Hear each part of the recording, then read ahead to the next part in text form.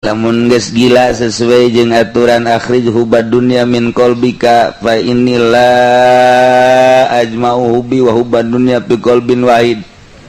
Kaluarkeun ku maneh cinta dunia di jero hate maneh, sanyana kaula moal ngumpulkeun cinta kaula jeung cinta dunia dihijikeun di jero hate.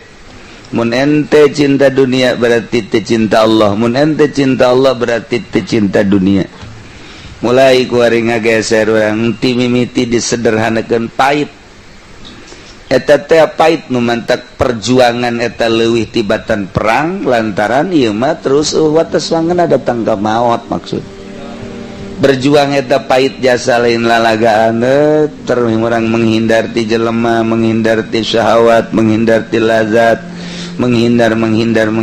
Urang bisa babarengan jeung makhluk tapi menghindar jago. Ketika orang teu bisa uzlah, ayana uzlah teh lain sa uzlah-uzlahna orang moga maksud. Jadi henteu meunang ku urang datang uzlah bae teu meunang. Nu mantak diperdebatkeun di universitas tentang uzlah, kok ada uzlah sementara syariat kan ini harus bergaul muasyarah, sementara ada uzlah moal kabahas lantaran lain perjalanan. Dua tangka ira ge moal. Nah, ketika kebutuhan urang teh ka Allah, pasti jelema bakal hayang uzlah. Mau tidak mau kudu uzlah, imah di imah bae teu bergaul jeung batur uzlah ngaranna. Wa imah langsung ka gunung Kaleung. Eta teh mungkin setahun, 2 tahun, 3 tahun, 4 tahun, 5 tahun kumaha rapihna bing beresa kecerdasan urang. Ketika urang cerdas, datanglah usul berubah perasaan. Karena dunia geus teh haya jeung jelema geus mu ngadenge suara jelema geus mu. Nah tidinya lah instruksi ti Gusti Allah, balik deui maneh ka masyarakat, balik wajib maneh balik lurus-luruskeun makhluk anu perlu syariat nu perlu thariqah nu perlu hakikat maneh nungtun makhluk sesuai jeung kebutuhan makhluk. Nu butuh syariat tungtun syariat, nu butuh thariqah tungtun thariqah, nu butuh hakikat tungtun hakikat. Di mana geus aya kabeh. Kuari mah urang deuk nungtun hakikat kumaha aja urang lagi hakekok. Deuk nungtun thariqah kumaha urang lagi teu boga guru. Nungtun teh syariat tapi totorekatan, nungtun teh syariat tapi hakikatan. Ngagibeg atuh kajen ku kumaha. Mentak titah turun deui ka BG. Nah, kuari mah statusna wali. Geus teu cangcaya kajen ku kumaha ge ngeunaheun dituturkeunana. Ketika nyalateun teu kayang sholawat. Ngeunaheun kan? Ieu mah haju bae ngabisiki sing ade sholawatna nya. Ngade hitung pangitungkeun nya. Aing hitung 5. Emang 5 henteu saurangan hitungna 5. Mana jelemana usul ngomong aing teh hitung 5 padahal hiji. Bo kiai korupsi sholawat diririwaan sia kajen kumaha ge ngariung nu kadeuleu jauh Ambonna kitu keneh silaturahim nu kadeuleu teh berkatna tah etalah nu cilaka. Tapi lamun geus cara tadi teh jelema geus saya embung kana dunia jeung makhluk teu tegep ngariung atuh sesuai jeung syiar, kitu keneh magahan ngaji sesuai jeung aturan, kitu keneh salat geus eueuh sama sakali mailul qalbi anu kecenderungan hati kana dunia hiji be Allah. Nah kitulah para wali-wali Allah subhanahu wa ta'ala. Ieu carita endek datang ka dinya teh pait pepegatan urang cicing di imah jol be calon bupati. Waalaikumsalam.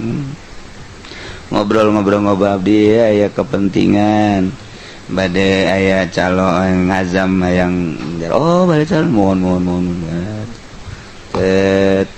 aja urang sasalaman guriwal 10 juta nganeng bae urang ieu duit tok amat 10 jutanya. Ieu duit pan teu halal, ieu pan mah duit sogokan. Jalamun teu boga maksud berarti lok sedekah. Jelok sedekah berarti nyada sedekah teh aya karna. Berarti kan cek dina Fathul Muin ge haram. Boro-boro eta murid datang ka kiai aing isin tas balik teu mere sodaqoh eta teh pan haram cak Imam Zainuddin Malebari. Eta teh ku sakitu bagi haram komo datang calon bupati nu tadina tilok mere kuari datang aya karna mere berarti kan haram. Nah, geus ngajogrog di meja 10 juta. Dideuleu bae ku urang. Gede oge. Ka manakeun. Aduh, insyaallah. Tapi lamun di dahar sabulan mah teu kudu balanja hese-hese. Teu kudu hese. Duh, kumanakeun. Wali motor dipake ku urang ditumpakan haram. Belikan ka baju aja dipake haram. Di dahar jadi man garang-garana daging jadi getih. Wah, berabe. Kumaha ye sinya bikin ka kotok bae kitu. Kotok mah teu beukeun duit. Beukeun ka popan. Nah, jadi di catuan ku kotok-kotokna dipencit akur-akur wae. Urang bingung. Lah, cek yana jaga saya ieu. Lah hese-hese batur maneangan ieu geus aya di imah. Ya halal mah kos ieu. Haram ge lamun menta, dibere ge batu masalah, no problem. Waduh. Geus datang ka dinya. Geus mandeg datang ka dinya racun aya di awak. Jago ngaji nyana deleukeun jago ieu teh pelebak kituna jababari ngaji nama tuh alpiah kurang sahese-hesena ge terus diulik kabelah ditu nama nyai-nyaian mantek itu kene asal mau martil bae ge gampang ja usul fikih dan lain sebagainya ngaji mah gampang praktekeunana ge gampang tapi pelebah eta aib sedengkeun didinya bakalna sinaran ilmu mah didinya eta rahasia pribadi jeung Gusti Allah tah mah geus teu kudu ditembong-tembong ulah ai di hareupeun jelema bangun hebat jasa popoyong kodan tawadhu ain tawadhu gorenganan sakumaha ore koros sinar ilmu moal aya jagokeun ngaji didinya datang ka didarengekeun terus dipake bage moal kajen kumaha yakinkeun moal racun aya di dinya ieu atuh lamun jelema kabeh wararo ieu di Indonesia ieu kuari boho ujianna pamarentah sieun atuh ka kiai kulantaran kuari mas kiai na teh diome ku pamarentah kama qala almarhum Zainuddin MZ cek Zainuddin MZ itu singa macan dia disegani dan ditakuti itu kan karena di hutan tapi kalau macan sudah ditangkap kemudian dikurungin ditonton anak-anak bisa anta Zainuddin MZ iya kiai hebat sote ketika lu lompatan ti pemerintah dibere embung naon embung ai maka Allah sieun ketika kiai dikurungan ku Golkar diome ini kiai omean kita nih tuh MZ teh hebat jasa braknya anak kurungan ngomong mah bisa mereka kurungan jana ge aduh tapi aja babalik jana mah bisa nah iyalah keur carita naon kitu ngaranna sinar ilmu bisa sinaran sote Mama Satibi waro bisa sinaran sote Mama Bakri waro belah dieuna bisa sinaran Mama Asnawi Syahstawi Caringin waro belah dieuna Abu Yadim Yati Cidahu nu mantak aya sinaran jaga gajina mah akur bae wah teu kaharti ku urang gajina urang kula gaji ditu jam 3 naon nu diombaca naon nu di surah teu kaharti keterbatasan urang meureun atawa nyarana ngaplong ka mana bae ngomong nu jelas sebab teu aya kaharti aya teu tapi kosono bae hayang bae ngadengkeun waro abah ucu urang mencari tafatul muin di mamana akur bae Fatul muin mah jak kitu-kitu keneh surah lah pira ge beda sautak saeutik gayana doang tapi kunaon teh dipake ka resep waro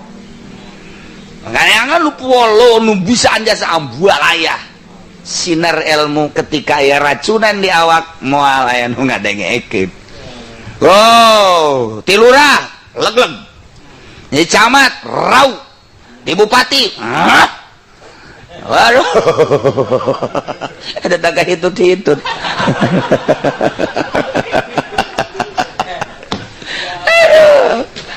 atuh gendek jaritakeun lalaon ge eta racun nu kadengena racun ketika jaritakeun ku masyarakat teh jatuh lain dukun salat naon racun nyaritakeun dukun wudu jalain dukun wudu naon racun nu kadenge racunna saha nu daek sih ka racun. Nah iya kan orang perjalanan kita tepait pepegatan yang televisi kuari mata sanggup aing macana daripada pepegatan yang televisi malah mendingan nah ngeusan bae hirup boh wadak parah amat sih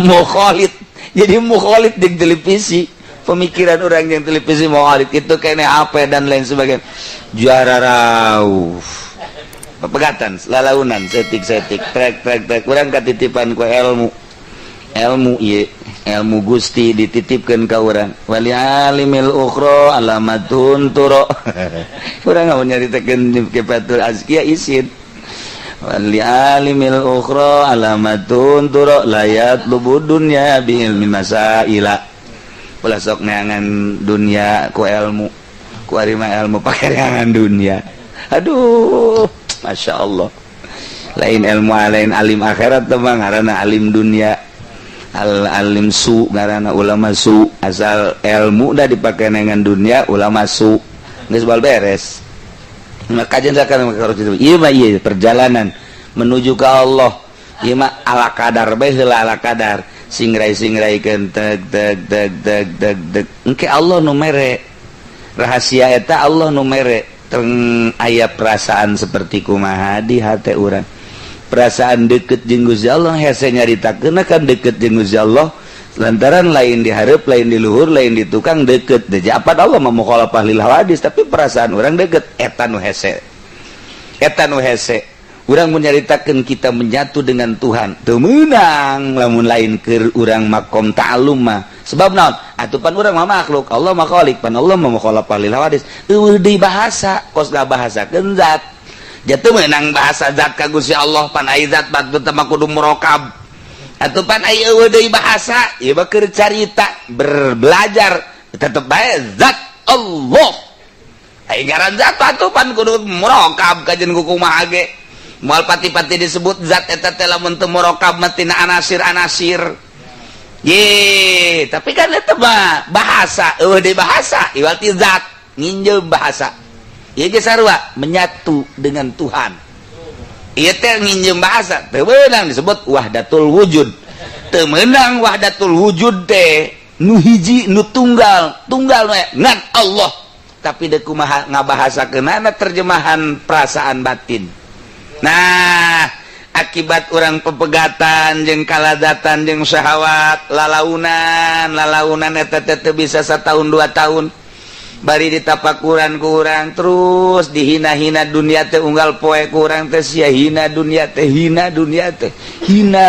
sia isuk teh deuk paeh make jeung dunia isuk teh sia teh deuk paeh nanahonan terus bae kitu bae make jeung aya jaringan sagala kos kitu isuk teh sia paeh kumaha mun isuk paeh tanggung jawabna terus bae nya dunia teh hina terus nya isuk deuk paeh dikitu-kitu teh urang teh kos nu lalagaan tapi terus bertapakur urang ke satu ketika Allah mere tetek hese nyaritakeunana kakarak dibere saeutik doang dibere saeutik mah geus bakal poho ka sagala embung wau jeung sasaha nu tadina mah kamari mah embung wau teh urang ngahaja capek kuari mah embung berangkat ti diri asli ai kamari mah kan urang merket padahal mah aya hayangan urang perang kamari mah perang merket bunga perketeun padahal menyanang ngajak perketeun hayang urang aya hayang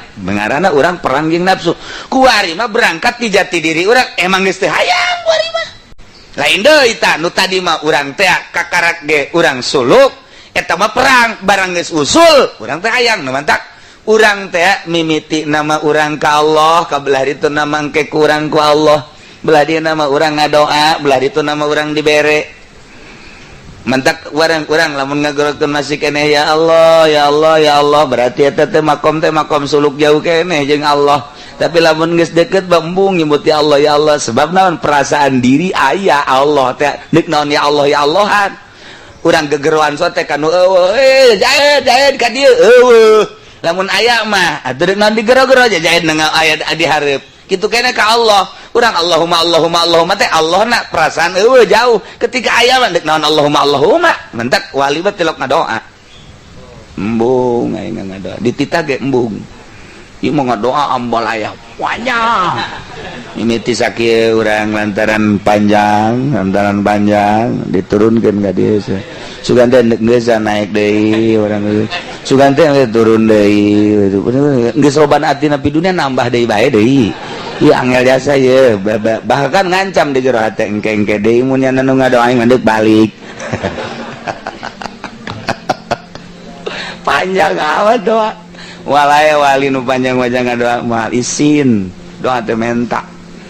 Nah ieu carita jelema geus usul ilallah ala kadar doang tah perjalanan ala kadar capek tah perang capek tah tak suluk tak eta teh ngobrol mah bisa ngan 20 menit jadi praktek 10 tahun can puguh 10 tahun orang sering ngahuleng ai bangsa ai geus suluk mah pas ngahuleng kieu bae ngabersihan bae mantak ajengan kakak Banjar tanyakeun ka nu di Banjar jangan kakak bapak mana boga gurunya nama jangan kakak